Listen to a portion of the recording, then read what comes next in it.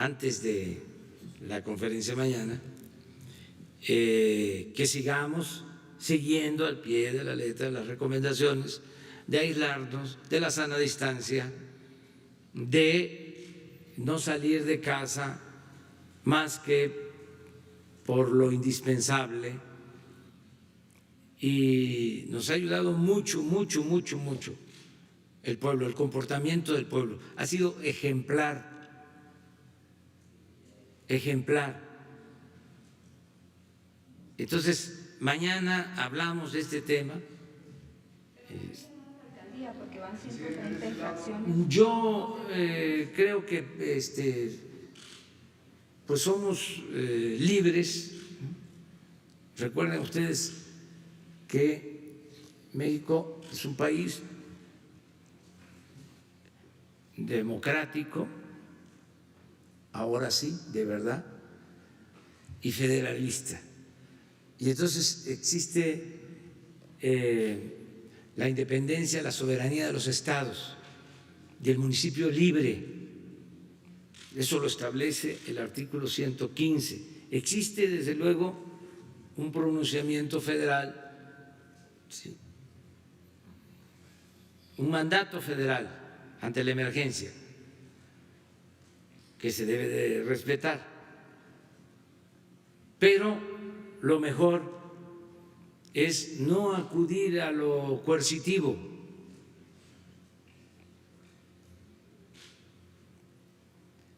sino a convencer, persuadir.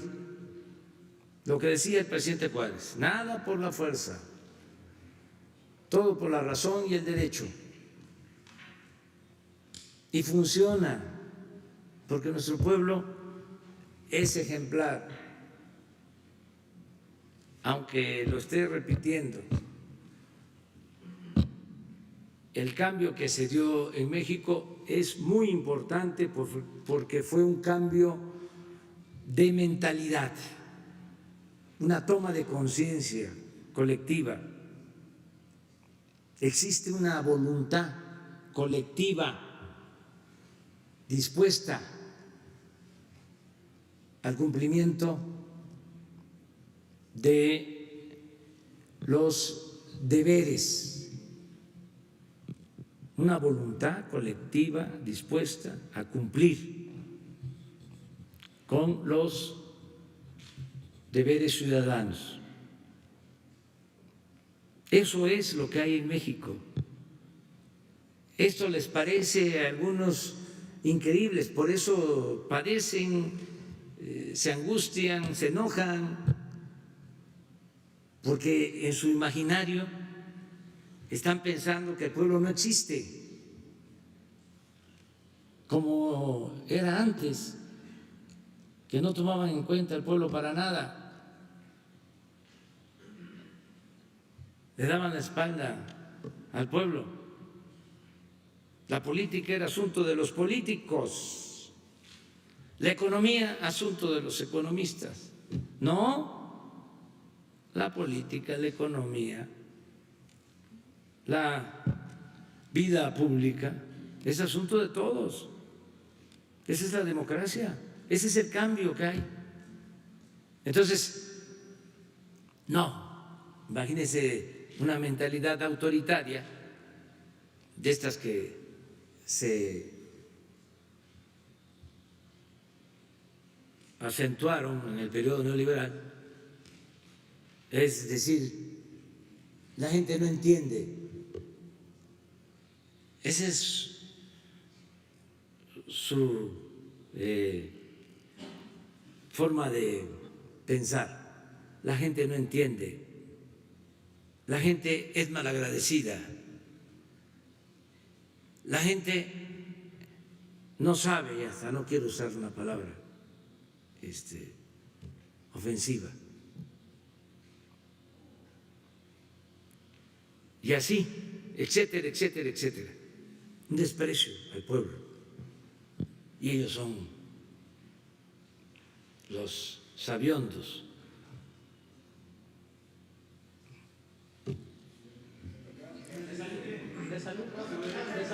Ahora, a ver, Miguel. por respeto. Por respeto. Después. Gracias. Muy buenos días, señor presidente. Buenos días, colaboradores. Señor presidente, desde 1981, cuando la gran crisis petrolera que hace que Jorge Díaz Serrano abandone la petrolera, tantas voces en pro del petróleo y tantas voces en contra del petróleo, que hay que venderlo a como dé lugar porque ya no va a valer nada. En 1981, junio, esto es lo que se decía: no vale nada, hay que venderlo, malbaratarlo, ya no va a valer nada. De 81 para acá han corrido algunos años y la discusión parece viva. México tiene una política petrolera real, bien definida, que prevé contingencias como la presente, las oscilaciones del mercado mundial del petróleo, las variaciones, sus previsiones también de ahorro, de coberturas personales y de crecimiento de su propia, del desarrollo, con sus expertos, como el Instituto Mexicano del Petróleo, los ingenieros petroleros del Politécnico Nacional y de la propia Universidad Nacional, en fin, una gran gama de especialistas en México.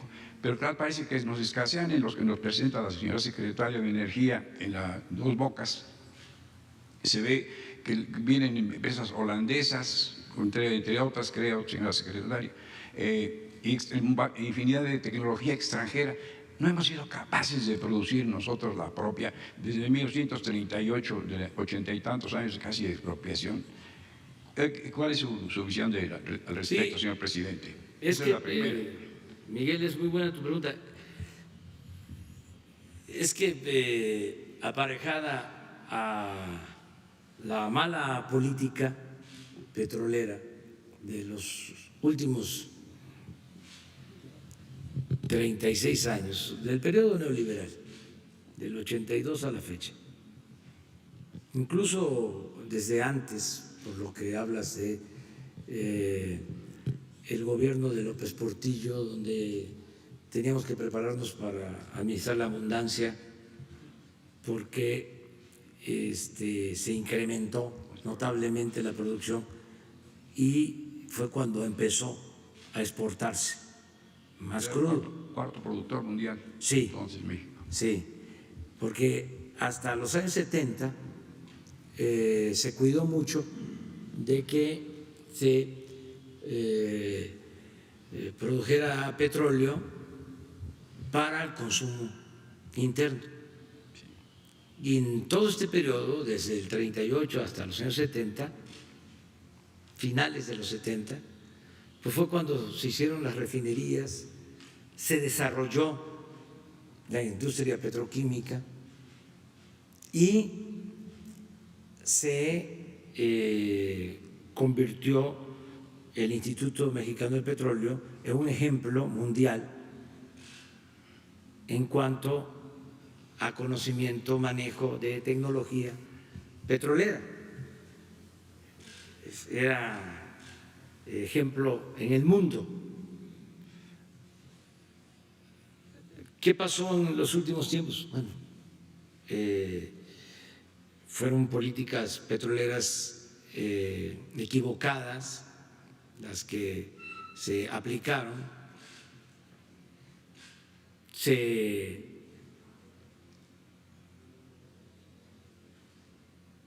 explotaron mal los campos, los yacimientos petroleros,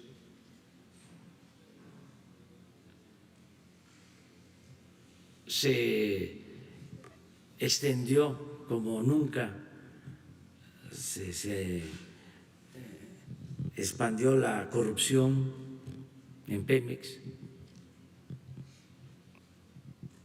y al mismo tiempo, bueno, el resultado, menos producción, se destruyó prácticamente toda la industria petroquímica, toda. Quedó hecha chatarra. Las refinerías que dejaron, las 6, en ruinas,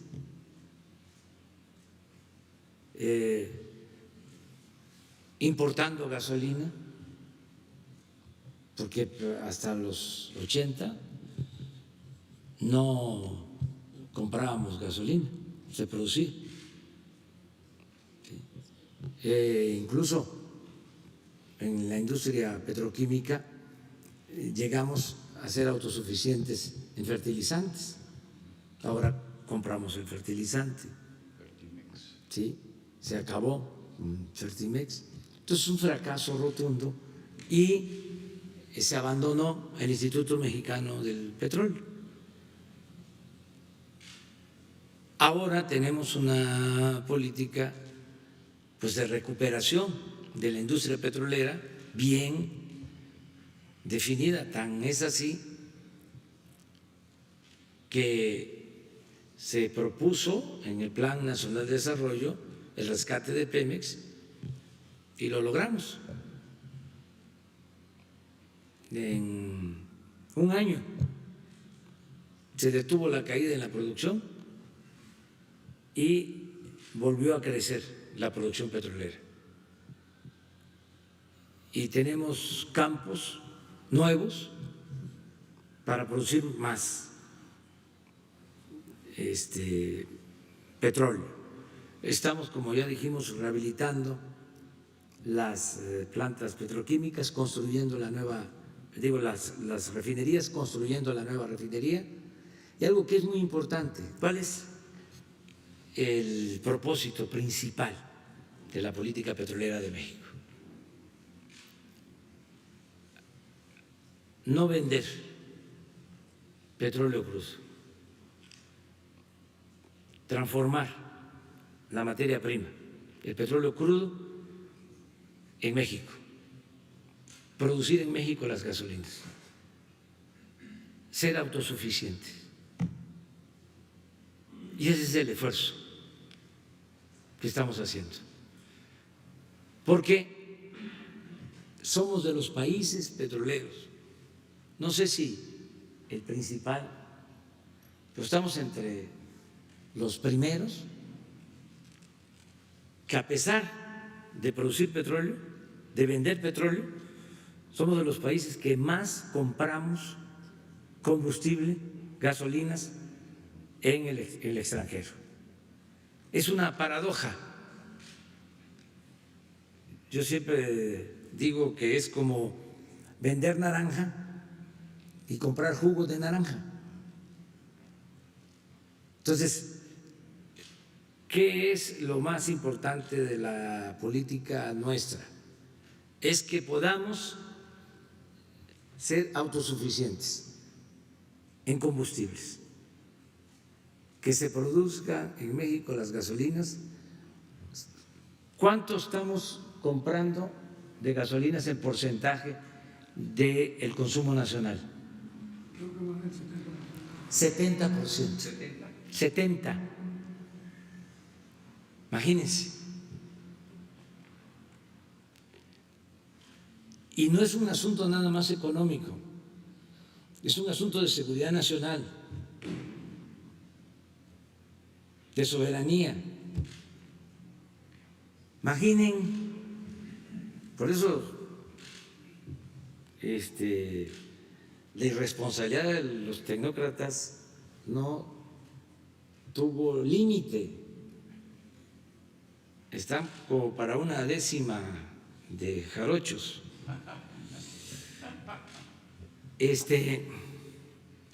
No se midieron. Imagínense que no nos vendan gasolina.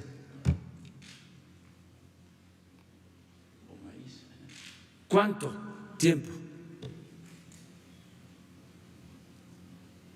aguantamos? ¿Cuánto tiempo duramos?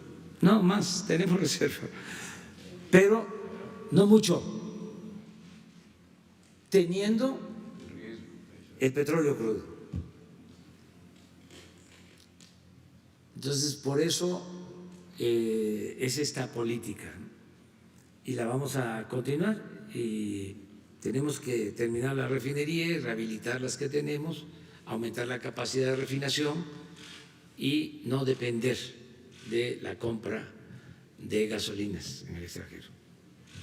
Quería preguntarle, señor, es evidente que tiene usted asesores, consejeros, su experiencia personal de gobernar y su sensibilidad de hombre que siente las necesidades del país. Ante el panorama mundial se dice calma, tranquilidad, serenidad. Le mueve mucho esta experiencia, le acompaña mucho su instinto de político, el otear, el ver el horizonte y el adivinar, el conocimiento que tiene de personas y de situaciones, le ayuda a guiar sus decisiones. Fía usted en el destino, en la buena estrella. ¿Con qué cosas complementa su gobierno, señor presidente? Gracias. El conocimiento de la historia.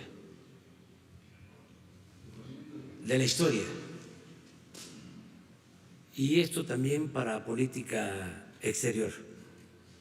¿Cómo han sido las relaciones de México históricamente con otros países del mundo?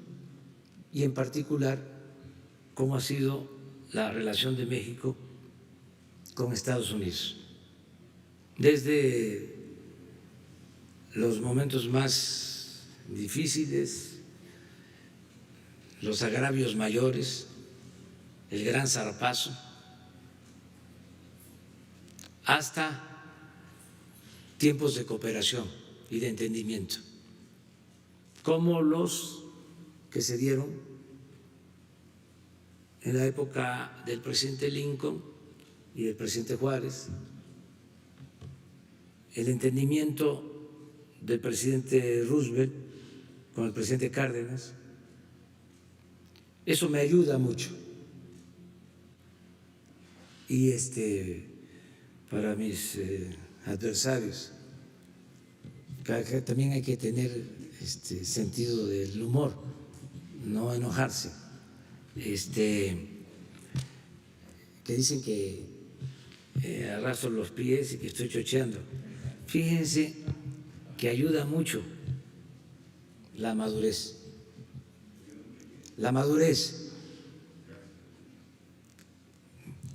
La experiencia. A lo mejor nos entendemos con los principales jefes de Estado del mundo porque tenemos la misma edad.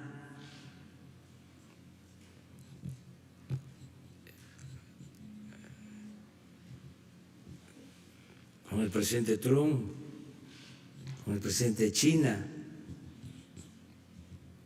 con la canciller Merkel, incluso con el presidente de Rusia, Putin. No son chamacos, ya es gente madura, no viejos, maduros. Entonces todo eso ayuda mucho, porque en este noble oficio de la política hay que saber autolimitarnos. Es pasión y razón, cabeza y corazón, el equilibrio, ¿no?, de las dos cosas. Entonces hay momentos difíciles, pero se puede llegar a acuerdos y eso es lo que hemos logrado para el bien del país. Un gran respeto en esta negociación. Pues no solo ayudó la intervención del presidente Trump,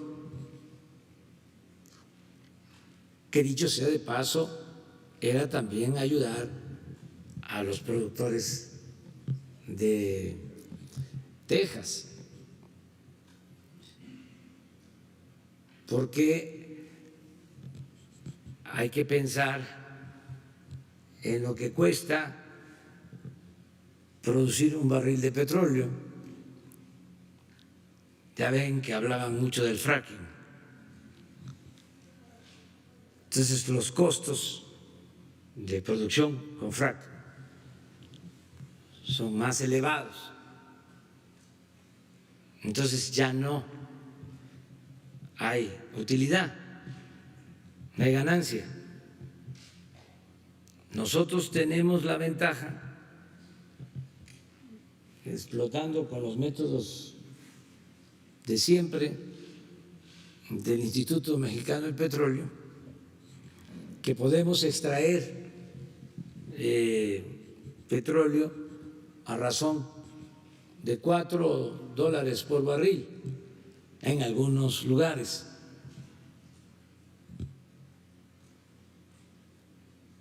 Entonces, todo esto es lo que se toma en cuenta. Hay momentos complicados, difíciles, pero se sale adelante. Les comentaba, para regresar, los que estaban reacios, más difíciles, porque de inmediato Rusia aceptó la propuesta nuestra.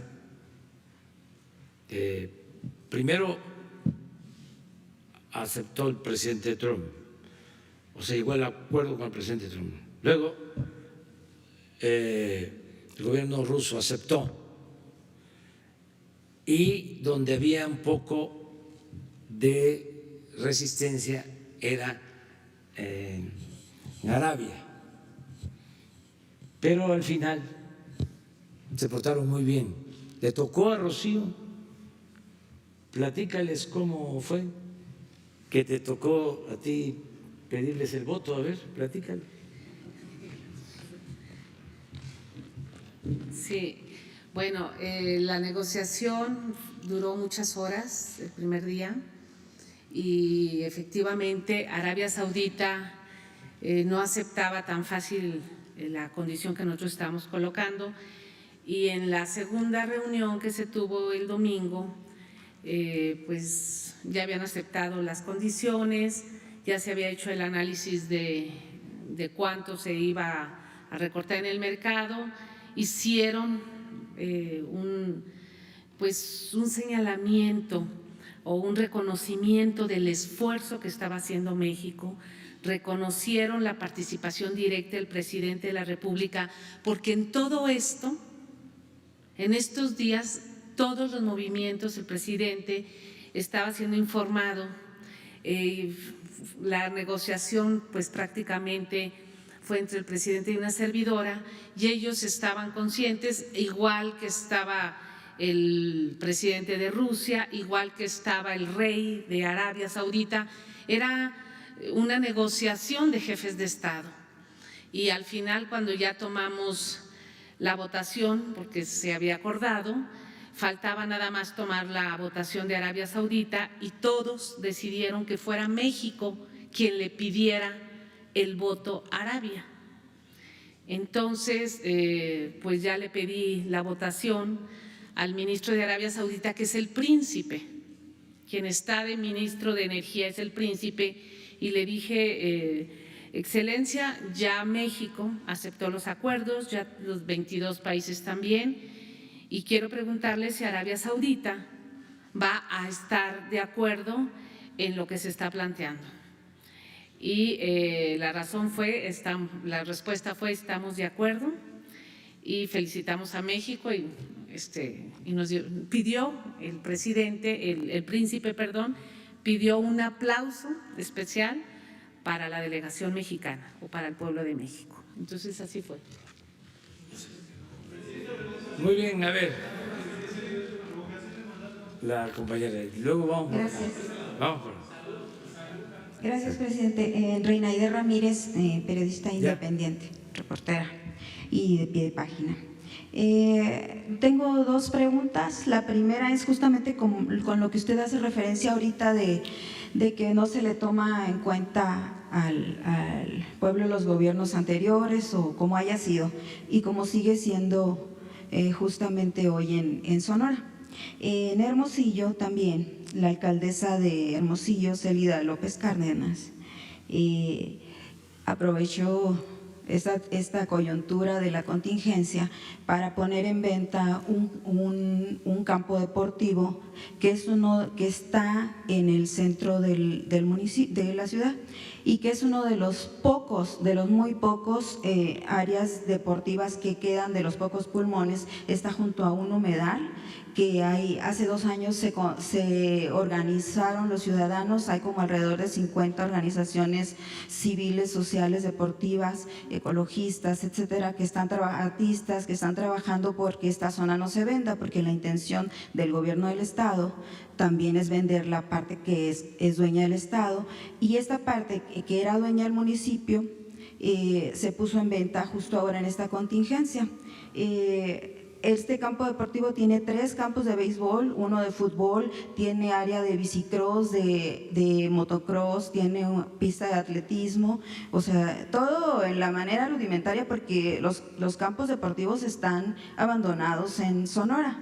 Entonces puso a la venta esta área para sacando un acuerdo del Cabildo, y ayer explicó que lo pospone. Lo iba a hacer en subasta pública el próximo viernes, pero lo pospuso justo porque se organizaron, a pesar del control que tiene la alcaldesa de los medios locales, que todavía se tiene allá, y que es de Morena, y bueno, panista, padrecista, pero es de Morena, salió por Morena, y del control que tiene el Estado, esto trascendió a las benditas redes sociales. Entonces se pudo lograr detener por un momento que ella ayer dijera que posponía, no cancela la venta, la pospone hasta que pase la contingencia del COVID para que pueda hacer una subasta ya presencial. Entonces, en lo que demandan estas organizaciones es la intervención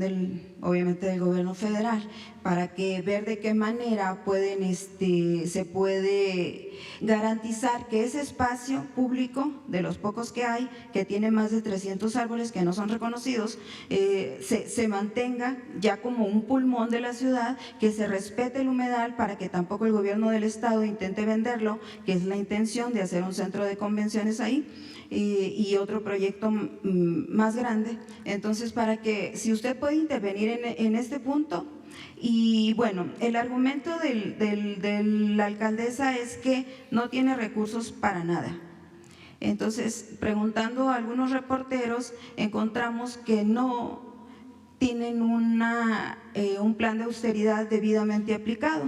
O sea, no han dado una respuesta consciente o confiable de decir, hemos bajado en esto, hemos bajado en lo otro. Sí se han reducido el sueldo, sí han hecho algunos esfuerzos, pero la nómina sigue siendo igual. No han logrado cumplir con bajar el pago de nómina. Hay otras situaciones que no se han hecho, que se sigue teniendo desvíos, y el gasto corriendo prácticamente es el 90% del gasto del municipio, más del 90%. Entonces, una vez que dicen ellos que vinieron acá y no hay recursos adicionales extraordinarios, como es en todo el país, pero tampoco han iniciado su trabajo de eficientar la manera de reducir el gas, de sacar recursos y reducir y hacer más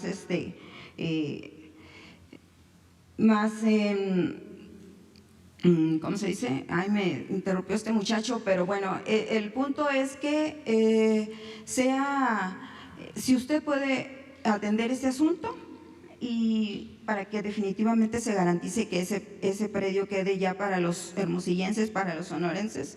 Y mi otra pregunta, a propósito de lo que está aquí la secretaria, es si en este momento de crisis energética o de lo que está pasando a nivel mundial y a nivel México, ahí tienen alguna intención, el gobierno federal lo está planteando, ver si su política energética podría fortalecer las energías limpias, las energías alternativas para mayor beneficio para México. Sí, acerca de lo último, nosotros vamos a seguir impulsando todo lo que son energías alternativas para no depender del petróleo, que es un recurso no renovable. Todo esto de disminuir la producción también significa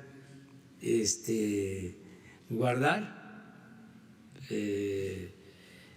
este recurso para las nuevas generaciones, porque no es nada más de nosotros, de nuestra generación, es de los que vienen detrás de nosotros y tenemos que actuar de manera responsable. Por eso la apuesta no era desde el principio a producir más de la cuenta, la apuesta es producir lo que se requiere para garantizar nuestro consumo de combustibles.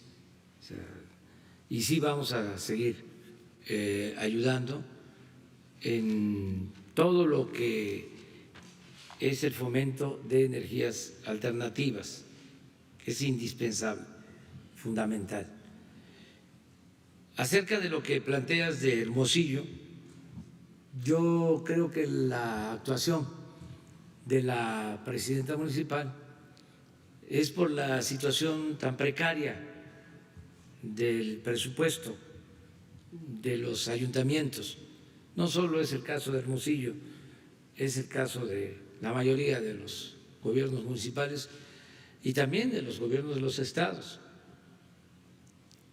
porque nosotros recibimos una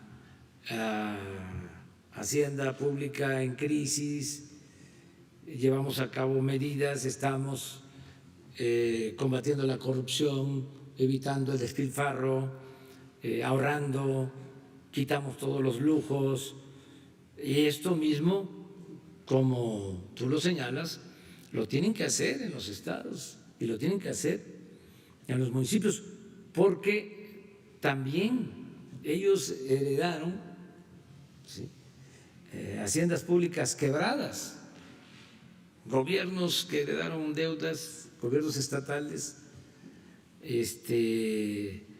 muy difícil de manejar, han tenido que ir reestructurando deudas.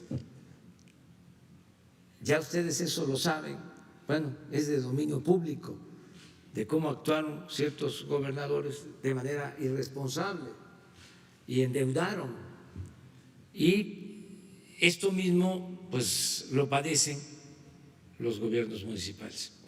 Yo le voy a dar una buena noticia. Primero al pueblo de Hermosillo, Sonora, y también a la presidenta municipal y a la gobernadora. No van a tener necesidad de vender ese terreno, porque según leí o me informé, era para obras urbanas, sobre todo bacheo. Les puedo ya decir que vamos a destinar 500 millones de pesos del gobierno federal para Hermosillo, para estas obras. Es un plan emergente que se va a aplicar en 50 ciudades. Vamos a invertir 25,000 millones de pesos. Es un promedio de 500 millones. Por ciudad. Por ciudad. ¿Qué otras ciudades? ¿Cuánto iban a obtener? Bueno, hablaba por la de venta? ¿Cuánto calculaban? 180 mínimo, 180, ¿Cuánto? 180 millones mínimo, bueno, pero de ahí eran 120 para el bacheo. Bueno, van a tener 150, es mi palabra. ¿Qué otras ciudades? Ya, hasta ahí. Ya después damos a conocer. Gracias. Ya. Muy bien. Pero mira lo que hiciste, ¿eh?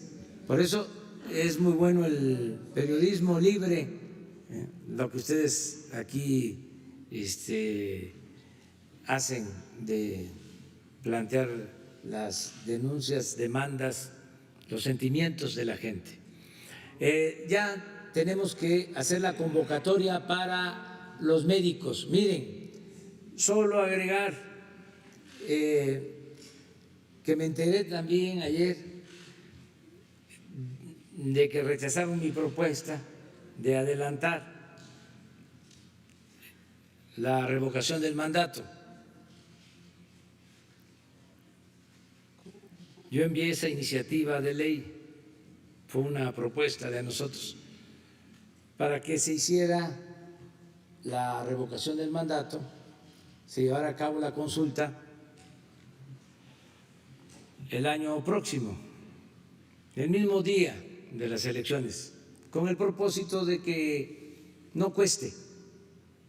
Si van a estar ahí los funcionarios electorales, las mesas, pues es nada más lo que cuesta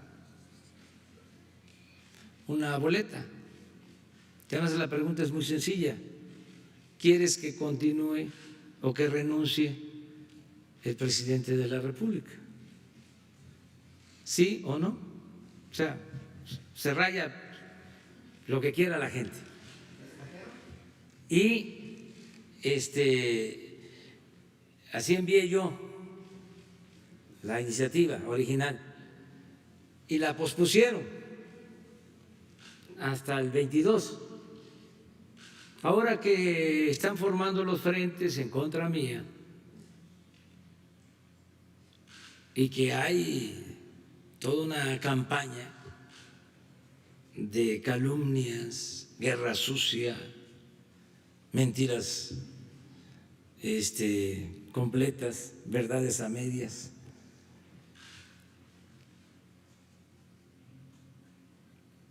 que además los veo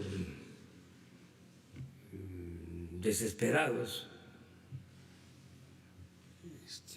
Yo creo que no duermen, o sea, andan alterados.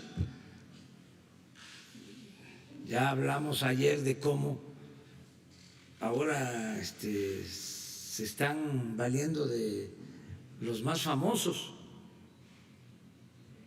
Saliendo de aquí ayer, Jesús me entrega la lista de los que tienen más seguidores en Twitter y son los artistas o deportistas. Tienen hasta 10 millones de seguidores. Entonces veo la lista y coincide.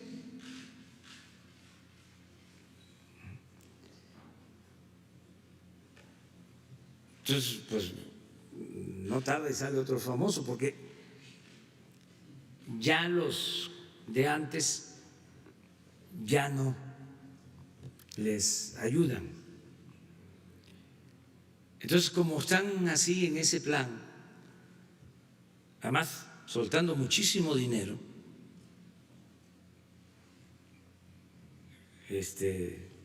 pagando a los que diseñan la campaña, a los que la implementan, a los que circulan todos los mensajes. Entonces, ¿para qué? Y además, ¿para qué tanto enojo? Si podemos resolver nuestras diferencias con tranquilidad, con serenidad. Para eso es la democracia. Y tenerle confianza al pueblo, que sea la gente la que decida. Entonces, ¿por qué esperar hasta el 22? Si vamos a tener en junio del año próximo elecciones. Ya de una vez, yo les digo, para el 1 de diciembre, ese es mi compromiso, yo termino de establecer las bases de la transformación. El 1 de diciembre. Ya les comento, la última reforma a la Constitución que me importaba muchísimo fue la reforma al cuarto constitucional y ya se aprobó, que es toda una revolución pacífica. Imagínense elevar a rango constitucional el derecho de los adultos mayores a la pensión. Ya me puedo ir tranquilo. Elevar a rango constitucional el derecho de las niñas, de los niños pobres a una pensión, el derecho de los estudiantes, de 11 millones de estudiantes pobres, a recibir una beca,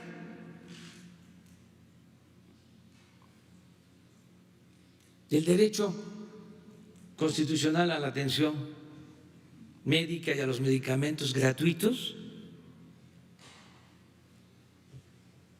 ¿Cómo le van a dar marcha atrás a eso?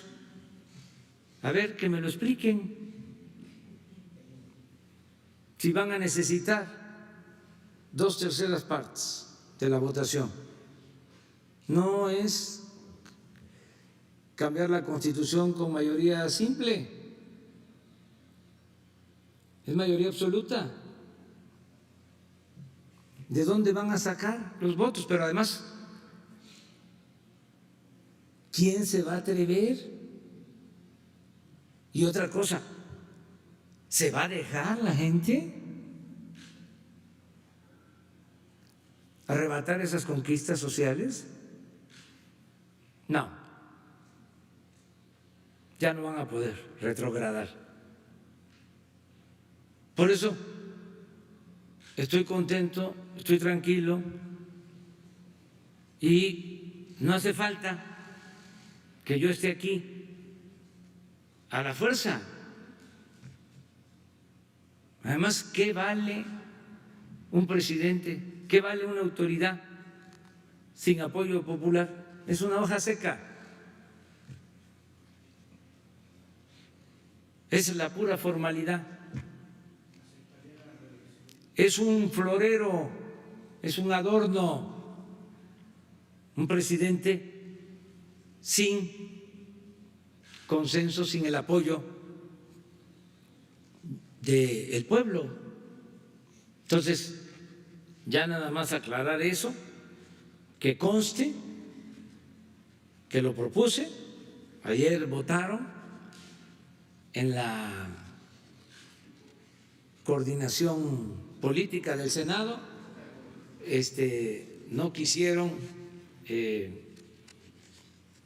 algunos partidos, no los voy a mencionar, pero desde luego los partidos conservadores no quisieron. Ya ahí se los dejo de tarea a ustedes para que vean qué partidos fueron los que rechazaron la propuesta. Muy bien, nada más termino pues haciendo el llamado a los médicos, a las enfermeras, que son tan importantes, las enfermeras, indispensables en estos momentos, que nos ayuden, que se inscriban para participar, aunque sea de manera temporal. Les garantizamos trabajo permanente, porque tenemos un déficit, nos dejaron un faltante de enfermeras y de médicos, y más de especialistas. Entonces, les garantizamos trabajo, vamos a decir base, trabajo permanente. Pero si no quieren trabajar todo el tiempo, que nos ayuden cuando menos 6 meses.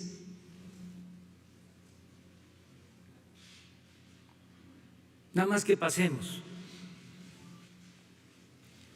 esta situación difícil para nuestro pueblo. Se pueden inscribir, están llevándose a cabo cursos de capacitación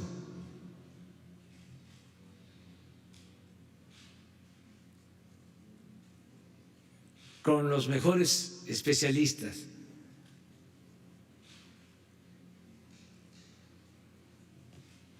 El doctor Alejandro Schwartz va a explicarles en qué consiste este apoyo, cómo podrían inscribirse.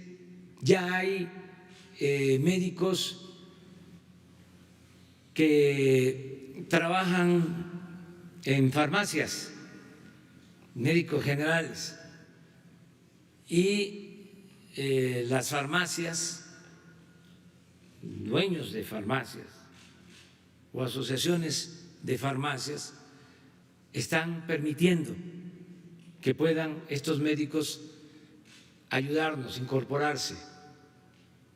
Y hago también el llamado a que todos los que tienen que ver con la salud, hay empresas que tienen consultorios con médicos, también firmamos el acuerdo con los hospitales privados, pero hay muchos hospitales pequeños, medianos, en las distintas regiones del país que también nos pueden ayudar, y ya está definido el parámetro del pago por este servicio a partir del convenio con los hospitales privados. Entonces, esto aplicaría para cualquier hospital particular que quiera ayudarnos. Nos estamos preparando. El propósito es que no falte una sola cama, un solo ventilador, que tengamos a todos los médicos que se necesitan cuidando a los enfermos. Entonces, a ver, Alejandro. Buenos días, señor presidente, con su permiso. Nuestro país y el mundo viven momentos inéditos, pero los recursos humanos para la salud, nuestros profesionales, siempre han mostrado una gran entereza y un gran compromiso ante momentos de adversidad. Los profesionales de la salud están hechos de una materia solidaria que les permite afirmarse ante la realidad y, por supuesto, ayudar. Ante ello hacemos un llamado muy sensible a todos nuestros médicos, a nuestras doctoras, a nuestros doctores, en especial los que poseen algún tipo de conocimiento o especialidad en terapia intensiva, neumología, medicina interna, infectología y anestesiología. También a nuestras enfermeras y enfermeros especialistas, sobre todo los que poseen conocimientos en terapia intensiva e inhaloterapia. Tenemos un pequeño video, si nos ayudan por favor a difundirlos para poder atraer a este recurso humano tan importante en estos momentos para nuestro país. Por favor. ¿Tiene audio? Para la atención del COVID-19, el Instituto de Salud para el Bienestar convoca a médicos o médicas especialistas en terapia intensiva, urgencias, medicina interna, neumología, infectología y anestesiología. También se requieren enfermeras o enfermeros especialistas en terapia intensiva e inhaloterapia. En este momento, México te inscríbete en médicosdelbienestar.salud.gov.mx. Ya estamos contratando. Como señalaba el señor presidente, nuestra meta es que todos los pacientes que tengamos por COVID sean atendidos por un equipo multidisciplinario que todos nuestros pacientes tengan los médicos que necesitan para su atención.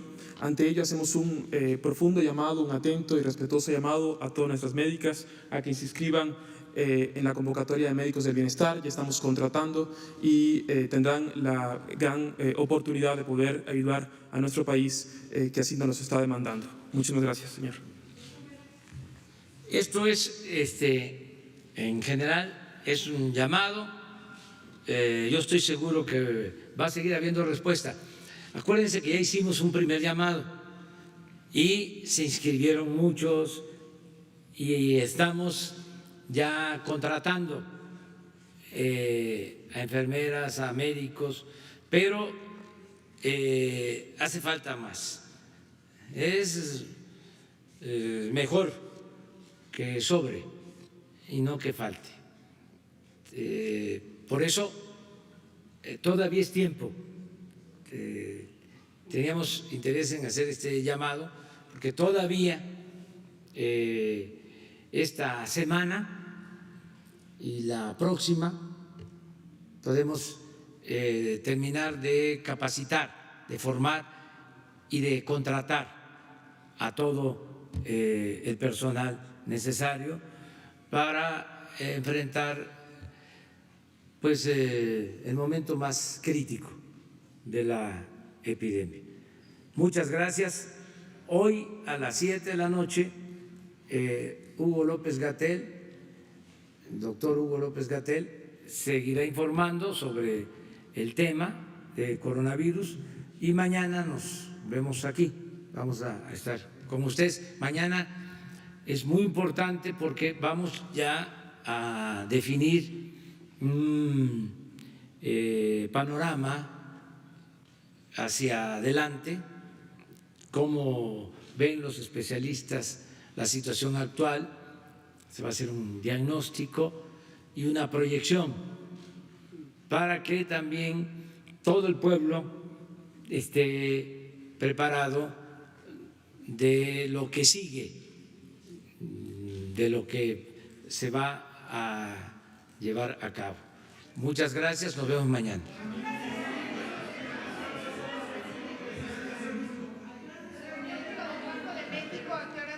Creo que es a las 10. Hoy también con salud, a las 8 de la noche. ¿Y con empresarios, presidente? Hoy no. Es general, es aquí, informan en ese teléfono, ¿verdad?